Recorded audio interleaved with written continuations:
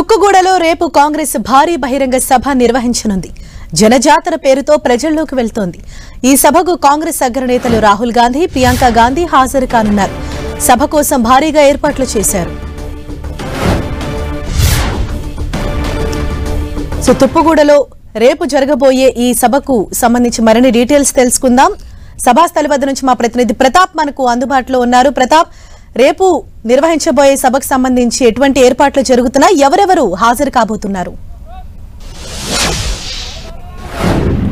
Harisha, Congress party Lok Sabha ఎన్నికల ముందు చాలా ప్రతిష్టాత్మకంగా జనజాతర పేరుతోటి సభ నిర్వహిస్తుంది. ముఖ్యంగా అసెంబ్లీ ఎన్నికల వేదిక ఏదైతే ప్లేస్ లో తుక్కుగూడ వేదికగా సభ నిర్వహించిందో సేమ్ అదే యాజ్ ఇట్ ఈస్ గా అదే ప్లేస్ లో కూడా సభ నిర్వహించబోతుంది. మొత్తం మనం చూడొచ్చు, స్టేజ్ కూడా దాదాపు ఏర్పాట్లన్నీ కూడా పూర్తి కావచ్చాయి.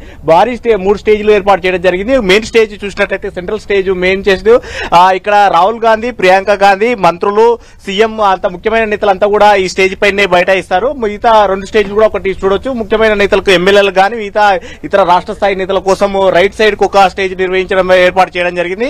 లెఫ్ట్ సైడ్ కు సంబంధించి కూడా మరో స్టేజ్ కూడా సాంస్కృతిక కార్యక్రమాలు, అంటే తెలంగాణ అంటేనే ముఖ్యంగా జానపదాలు, అదేవిధంగా సాంస్కృతిక ఆటపాట ఉంటుంది కాబట్టి ఖచ్చితంగా ఈ సభ వేదిక కూడా ఆటపాట నిర్వహించాలని చెప్పేసి నిర్వహించడానికి కూడా సభకు సంబంధించి మరోవైపు కూడా ఎడమ స్టేజ్ పది కూడా మరో స్టేజ్ కూడా ఏర్పాటు చేయడం, మొత్తం మీద 3 స్టేజ్లు అయితే ఏర్పాటు చేయడం జరిగింది. అయితే ఈ సభను చాలా అత్యంత ప్రతిష్టాత్మకంగా తీసుకున్నారని చెప్పుకోవచ్చు. దాదాపు 10 లక్షల మందిని ఈ సభకు తరలించాలని చెప్పేసి ఇప్పటికే కాంగ్రెస్ పార్టీ అంచనాలు వేస్తుంది. మొత్తం లోక్సభ ఎన్నికల వేళ మొత్తం అన్ని పార్లమెంట్ నియోజకవర్గాల నుంచి కూడా పెద్ద ఎత్తున జన సమీకరణ కూడా చేయాలని చూస్తుంది. ముఖ్యంగా కాంగ్రెస్ పార్టీకి సంబంధించి కేంద్రంలో అధికారంలోకి వస్తే ఏం చేయబోతున్నారు అనే దానికి సంబంధించి మేనిఫెస్టోను కూడా ఈ సభా వేదిక నుంచే రిలీజ్ చేయబోతున్నారు. కాబట్టి ఇప్పటికే 5 న్యాయతో పాటు ఈ రోజు ఢిల్లీలో కూడా సెంట్రల్ లో కాంగ్రెస్ పార్టీ అధికారంలోకి వస్తే ఏం చేస్తారనే ఒక మేనిఫెస్టోను కూడా రిలీజ్ చేయడం జరిగింది. అయితే ఈ మేనిఫెస్టోతో పాటు రాష్ట్రానికి సంబంధించి తెలంగాణకు సంబంధించి కూడా ఏం చేయబోతాం అనేది కూడా ఇదే వేదిక నుంచి కూడా రాహుల్ గాంధీ, ప్రియాంక గాంధీ చెప్పే అవకాశం ఉంటుందని కూడా కాంగ్రెస్ పార్టీ వర్గాలు చెప్తాయి. సో మొత్తం మీద కాంగ్రెస్ సంబంధించి కూడా అగ్రనేతలు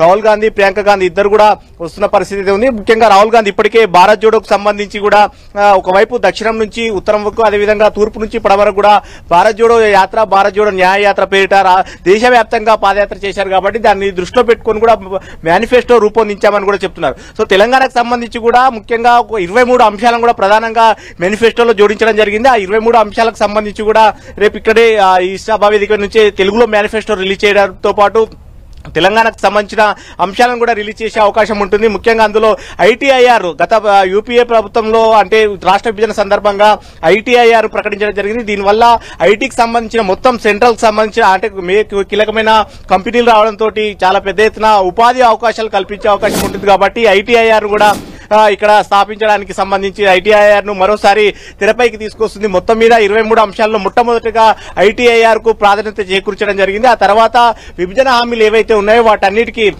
బయ్యారం స్టీల్ ఫ్యాక్టరీ గానీ, మిగతా అంశాలకు సంబంధించి కాచిపేట రైల్వే కోచ్ ఫ్యాక్టరీ గానీ అట్లా విభజన హామీలు అన్నింటిని కూడా అందులో ప్రస్తావించడం జరిగింది. మరోవైపు విభజన సందర్భంగా ఏవైతే పోలవరం కు సంబంధించిన ఏదైతే ముంపు మండలాలు 7 మండలాలు ఉన్నాయో ఆ 7 మండలాలకు సంబంధించి కూడా రాష్ట్ర విభజన తర్వాత ఏపీలో విలీనం చేయడం జరిగింది. అయితే అందులో ముంపుకు గురి కాని 5 గ్రామాలు ఉన్నాయి. ఆ 5 గ్రామాలను మళ్లీ రాష్ట్ర అంటే కేంద్రం ఖచ్చితంగా యూపీఏ ప్రభుత్వం వచ్చినట్లయితే కనుక వాటిని మళ్లీ 5 గ్రామాలను కూడా తెలంగాణలోకి తీసుకొచ్చి వాటిని అభివృద్ధి చేస్తామంటూ కూడా అందులో ప్రస్తావన తీసుకురావడం జరిగింది. వీటితో పాటు కేంద్ర విద్యాలయ సంస్థలు ఏవైతే ఉన్నాయో సైనిక్ స్కూల్స్ కానీ మిగతా అంశాలకు సంబంధించి వీటిని అన్నిటి కూడా అందులో ప్రధానంగా ప్రస్తావించడం జరిగింది. ఈ అంశాలన్నింటితో పాటు కాంగ్రెస్ పార్టీ అధికారంలోకి రావాల్సిన ఆవశ్యకతను కూడా రాహుల్ గాంధీ ఇదే స్టేజ్ నుంచి కూడా చెప్పే అవకాశం ఉంది. మరోవైపు సీఎం రేవంత్ రెడ్డి కూడా ఈ 100 రోజుల పరిపాలనలో ప్రజలకు ఎలాంటి పరిపాలన అందించాలనే అంశాలను వీటన్నిటి కూడా ప్రస్తావించే అవకాశం. సో మొత్తం మీద ఈ సభకు సంబంధించి కూడా జనజాతర సభకు దాదాపు 10 లక్షల మంది వచ్చే అవకాశం ఉంటుంది. కాబట్టి ఏర్పాట్లకు సంబంధించి కూడా చాలా పెద్ద ఎత్తున ఏర్పాట్లు పూర్తి కావచ్చాయని చెప్పుకోవచ్చు. అంటే వేసవి దృష్టిలో పెద్ద ఎండలు కూడా భారీగా ఉన్నాయి కాబట్టి వాటిని దృష్టిలో పెట్టుకుని కూడా మొత్తం మీద దీనికి సంబంధించి ఏర్పాట్లను అన్నింటినీ కూడా పెద్ద ఎత్తున చేస్తారు. సో మొత్తం మీద ఈ దాదాపు 10 లక్షల మందికి సంబంధించి జనం వచ్చే అవకాశం ఉంటుంది. కాబట్టి వీటిని దృష్టిలో పెట్టుకుని ఏర్పాట్లు కూడా దాదాపు పూర్తి కావచ్చాయని కూడా చెప్పొచ్చు. Harish, thank you Pratap.